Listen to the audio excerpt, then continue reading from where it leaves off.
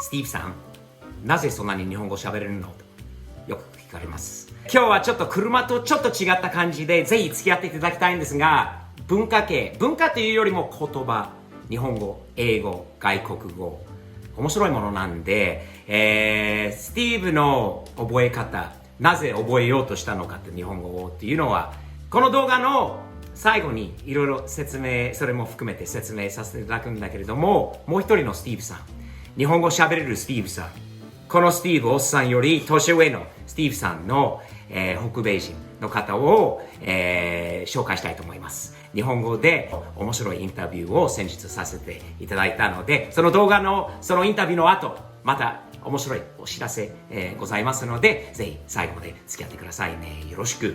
スティーブさん、こんにちは。こんにちは、こんにちは。どうもです。スティーブさんの自己紹介、をお願いいたします。そうですね。私はですね、もう75歳のおじいさん、カナダのバンクーバーに住んでます。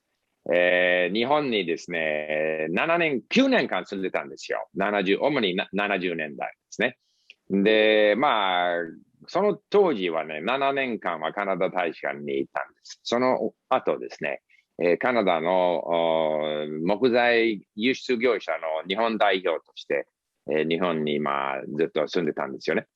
それで、その後はですね、自分の会社も作って木材を日本へ輸出した、その経験もあるし、そして15年前から、息子とその言葉の勉強のウェブサイトを作ったんですよ。Lingq というウェブサイトを作ったんです。と同時に、その15年間の間に、その新しい、10ぐらいのですね、新しいその言葉をもう勉強したわけですよ。今はアラビア語とペルシャ語を勉強してます。だから言葉の勉強は大好きです。ほう、すごいですね。でも、まず75歳に見えないですよ。若いですね。いやいや、もう、お言葉に甘えて。じゃあ続けて質問させてください。それで、今、日本語以外にも、何カ国語の言葉を喋る？そうですね。全部入れますとね、20カ国語なんですけれども、割と自由に話せるのが、12ぐらいですね。あとはちょっとリフレッシュしないと。あるいは今勉強中のアラビア語、ペルシャ語はそんな高い水準じゃないんですけれども、割と流暢に話せるのが、英語、フランス語と日本語、中国、マンダリンですね。北京語とかね、スペイン語、ドイツ語とか、ロシア語とかあるわけですよ。はあ、素晴らしいですね。それすごいですよ。スティーブさんの最近もう日本、この1年もコロナのあれで影響で日本にもう行けないと思うんですけど、最後に日本に行かれたのはいつ？それはですね、COVID の前ですね、コロナの前ですね、そのポリグロっていうか、いろんな言葉を話せる人たちのですね、会議がね、国際会議があちこちあるわけですよ。それが福岡にあったんですね。で、その当時は、それは秋、それはワールドカップの、ラグビーのワールドカップの時だったんですよ。それは確かに2年前ですか？ 2年前ですね。その当時は、久しぶり日本に行ったんですよ。東京、大阪、福岡。しかし、最近20年ですね、そんなに日本に行ってないんですね。そして日本語も話してないんですよね、大体。他の言葉を勉強してるから。日本は非常に変わってたんですよ、僕の記憶から。70年代の日本と今の、2年前の日本とのまず一番目立つ違いは何だったんですか？まず目に目立つのはですね、建物ですよね。非常に全部あれですよ、現代的だという感じですね。綺麗だと。これは電車にしても何にしても非常にモダンだと。そんな感じ。そして、社会がもっとオープンになったっていう感じですよね。オープンですよ。70年代、言えば古い日本だった。もっとね、古い日本というか。しかし、それでも変わってない部分がもうほとんどだと思うんですよ。日本人というその国民性というか、その日本人の70年代の日本人のまあ、国民性と今のとまたなんか違ったところとか、そうですね。国民性といってもですね、いろいろあるんですよ。バラエティがあるわけですよ。日本しか知らない、日本にしか興味のない人もいれば、世界中のいろんな文化に対して興味のある人もたくさんいるわけですよ。だから、どちらかというと、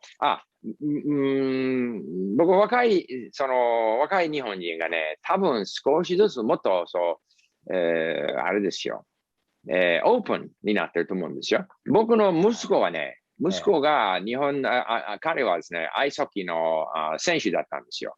プロ選手。で、ヨーロッパとかいろんなところにプレイして、それと日本のその日光バックスというチームで3年間プレイしたわけですよ。で、僕は何回かその彼の試合を見て、彼とそのチームメイトとのこの関係を見てね、非常にイージーだったんですよ。で、70年代は日本人はどちらかというと外国人とちょっとそんなイージーじゃなかったんですよ、関係がね。ますますもっとイージーで、もう単なるもう個人としての関係。だから日本全国文化を代表するという気持ちじゃなくても、単なる友達同士とかね、知り合い同士というか、もっとイージーになってると思うんですよ、感じとしてはね。まあ国際的になったっていうのもあるんで、やっぱり海外との交流も多かったり、やっぱり今の若い人のお父さんのお母さんが海外に行かれたり、もう行ったり来たりしている中で、外国から日本に結構観光で行く方も多くて、外国人との交流が増えたからこそ、多分そういうオープンの違いがあるんじゃないのかなと。そうですよね。そして日本は要はもう教育水準が高いんですよ。日本人はいろんなものについて知識がある、もうたくさん読んでるような感じですよ、知識がね。だから、島国といえどもですね、国際的なありも、前よりもあると思うんですよ。いろんなところを見て、いろんなところから情報を集めて、情報収集して、いろいろ覚えて、日本風に今度またうまく入れてやるのは日本人だなという。私はそうですね。そうです。そして、その全世界のそういう、なんですか、コミュニティの一メンバーだという気持ちが強いんですよね。我々日本だけっていう感じじゃなくて、70年代はもっとそれが強かったんですよね。今はもう世界中のコミュニティのメンバーの日本という感じが、増えてるっていうか、あるいはメインになってると思うんですよ。なるほど、なるほど。スティーブさん、車好きですか？それほどその趣味じゃないけれども、最近テスラ買ったんですよ。テスラ何で、僕はテスラ自体が若干問題点がある細かいところはね。けれども、その概念としてはね、これが一番ベスト。この車がベストだと思うんですよ。静かで、もうガソリンスタンド行かなくてもいいと。そして、その坂下るときにですね、そのブレーキングはいらないんですよね。知ってますか？そのリジェネラティブブレーキングっていうかね。だから、言えばブレーキパッドは全然もう損害を受けないし、いろんなところで非常に合理的だと思うんですよ。大好き。車好きなスティーブ、このスティーブ、こっちのスティーブから見ると、これちょっと寂しい話でございます。音のうるさい車、匂いのすごくある車、そしてエンジンかけたりガッガッガッガッガッガッガッっていう、あれはやっぱり私の時代、自分の趣味はなんですよね。素晴らしいと思いますよ、テスラとかも今のプリウスとかの、なんだったっけ、水素とかで、水素車とかって、ああいうのいろいろあるんだけど、やっぱり古い車が味わってるので好きなんですね。そうですね。すぐなくならないんですよ。10年ぐらいかかると思います。100年ですよね。100年。いや、100年はない。anyway、どうでもいい。でも、スティーブさん、本当にもう素晴らしい方だと思うし、お会いできて嬉しいし、またいつかこういうズームじゃなくて、もう。そうですね。楽しみにしてます。テキサスかバンクーバーか日本でどっかでお会いしましょう。ぜひお会いしましょう。皆さん、スティーブさんのチャンネルのリンクを下の説明欄の方に入れときますので、面白い方ですので、チェックしてあげてね。よろしくお願いします。よろしくお願いします。サムズアップは日本語じゃないんだけど、サムズアップって、サムズアップ。言葉、たくさん勉強してください。全世界の言葉も勉強してください。よろしくお願いします。はい、よろしくお願いします。失礼します。いや、面白い方ですね。本当にスティーブさん。よりもスティーブさん同士、外国人同士、日本語でこういうふうに、普通に10分以上の会話ができるっていうのは面白いんじゃないですか。スティーブさんは言葉大好きですよね。いや、大好きです。もう20カ国語。すごいです。自分はスペイン語を昔喋れたんです。最初は英語の次はスペイン語。そこから日本語。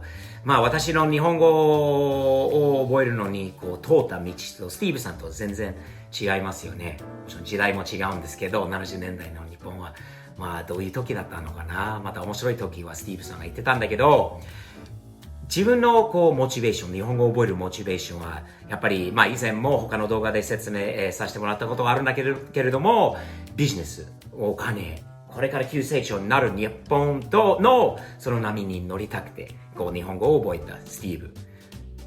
外国語、国語大好きなもう一人のスティーブさん。モチベーションは違うんだけど、言葉っていうのはね、言葉の中にも、特に日本語とかになると、いろいろまた文化とか、いろいろ絡んでくるので、言葉だけじゃないですよね。覚えるっていうのはね、本当にもっと言葉から入り込んで、今度日本の文化、独特なところとか、日本にしかないようなやり方とか、言葉じゃないこういうね、言葉もあるんですよね。口を使わないで、相づちとか、いろいろあるんです。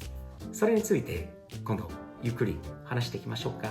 スティーブ的視点で最初から文化、車、文化、両方をやらせて、いただいてきたんですが、最近車が多くなって、もうちょっとまた文化系をちょっと復活しようかなと考えてるんですが、どういうふうに日本語を覚えたのかとか、どういうふうに海外にいるのに、日本に行けないのに、日本語をどういうふうに維持しているのかとか、その自分のコツ、自分のやっているところとかは多分、視聴者の、もう外国語、英語などを覚えたい、方にはプラスに少しでもなるのかな。